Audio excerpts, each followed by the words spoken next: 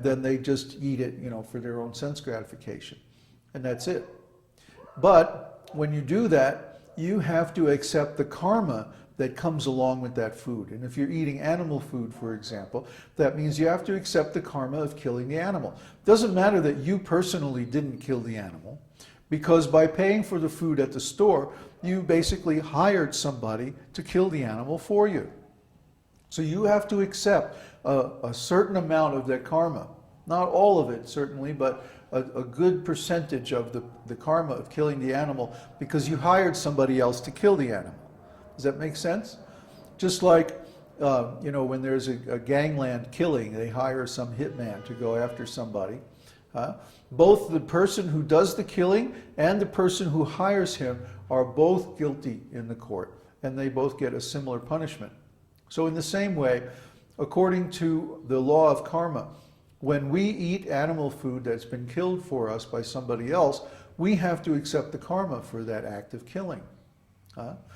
Now, let's look at a different scenario. Let's look at a devotee of the Lord who prepares some nice food to eat. And first of all, they're going to prepare vegetarian food because we don't believe in killing animals.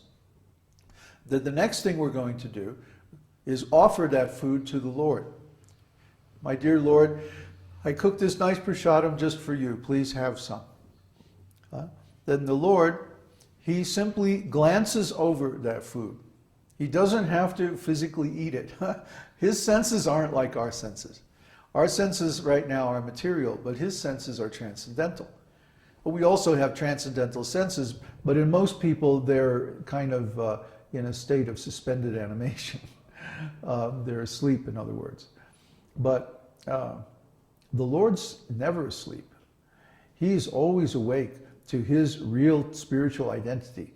So when we offer food to him, he can eat simply by glancing at the food. See, any of his senses can perform the actions of any of his other senses. So he can eat by glancing, he can touch by hearing, he can taste by smelling. He is completely transcendental. So any of his senses can perform the action of any of the other senses. That's one of the natural attributes of spiritual beings. So when the Lord accepts our offering, it's not that he needs us to eat. He's not going to starve to death if we don't offer him food.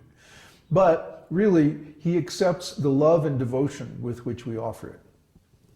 So when the Lord accepts the food, he also nullifies the karma, because the food has been offered in sacrifice. So it's not that the food disappears.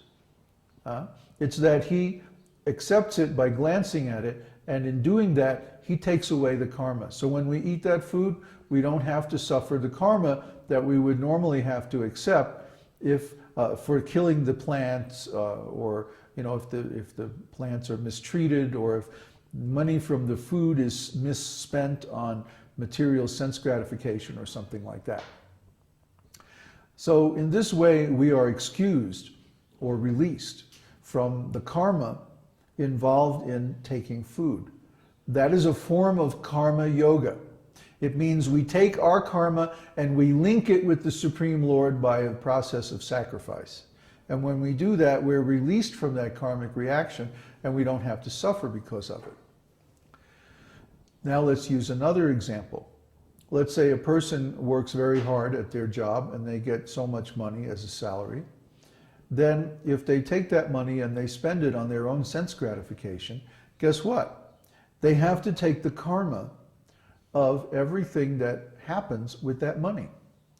Let's say they go to a furniture store and they buy a table, and then they bring that table home and they eat and all that kind of thing using the table. Well, let's say the guy at the furniture store takes their money and goes out and buys liquor or drugs or something like that, or simply uses it to maintain his material family. Well, all that generates karma, and because you gave him the money for doing that, you have to accept a portion of that sinful reaction. However, if we take that same table and we offer it to the Lord for use, let's say, as an altar, or if we use it for serving the prasadam after it's been offered to the Lord, then that table becomes linked with the Lord because we're using it in His service. Do you follow? It's the same table. We're even using it for the same purpose. But because we're engaging that table in the process of sacrifice to the Lord, the karma that we would normally have to get from purchasing that table from some rascal at the furniture store is nullified, is taken away. So we don't have to suffer that karma. Why is that important? Because the law of karma is what keeps us in this material world. When consciousness contacts material things, the result is suffering, because spiritual things and material things are completely different in quality. Our consciousness is the symptom of our spiritual nature as a soul, as a living entity, a jiva. And because our consciousness is a symptom of a spiritual entity, consciousness is also spiritual in quality. Spiritual entities have spiritual qualities, just like material things have material qualities. So when our consciousness, which is a spiritual quality, contacts matter, the result is pain, suffering. Because why? Matter and spirit are completely different. They're incompatible, they're inharmonious. Just like water and oil, they never really mix. We never really become denizens or inhabitants of this material world. The soul is never actually affected by the material energy. But because we think, we identify with this material body and we think, this is myself. Therefore we have to suffer because the body is constantly changing. It's subject to all kinds of conditions in the material world. Sometimes it gets sick. We always have to feed it. We have to do so many things to take care of it, maintain it, give it a house, and so on. A lot of suffering involved in taking a body. But when we engage our consciousness in things that are purely spiritual, we automatically get pleasure from that because the consciousness is being engaged in something of the same quality. It's just like a fish. If you take a fish out of the water, you can dress him up, give him all kinds of money, set him on the throne, worship him as a king. But is the fish going to be happy? No, because he's out of his element. To make the fish happy, we have to put him back in the water. So similarly, the spirit soul, his natural element is the spiritual world. When we take the spirit soul out of the spiritual world and put him in this material world, he suffers. Why? Because he's out of his element. He's out of his natural habitat. But even if we give the spirit soul so much money and dress him up in nice clothes and make him a king and do all these nice things, he's still not going to be happy. Look at Britney Spears. I mean, she's got everything, right? She's like young, beautiful, has $150 million in the bank, and she's miserable. Poor baby.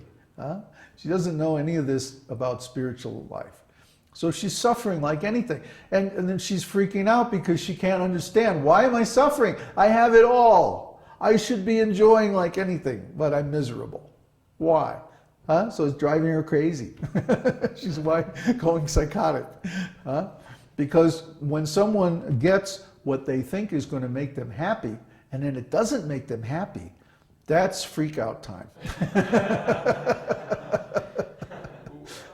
Ooh, I got $1 million. I won the lottery. Now I have to pay 60% taxes. Oh. That's the material world for you. Always some unintended result that we didn't think was going to happen comes up and bites us, because we don't understand this law of karma.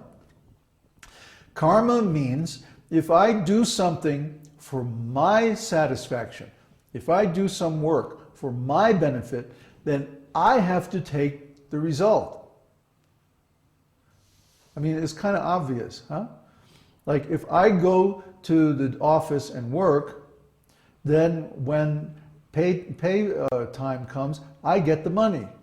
See? I did the work, I get the result. The thing that we don't understand is that besides the ordinary material or gross result of every action, there's also a subtle result, which is called karma. For every action, there's an equal and opposite reaction. So for everything that we do to try to enjoy, in the future we have to suffer. See? And the suffering is there even if we do so-called good works, like give charity or something like that. If we give charity, that's considered in the mode of goodness, if we do it in the right way. But even charity given in the mode of goodness still obligates us to take a material body to receive the result of that work. So we have to suffer, because taking a material body always involves suffering.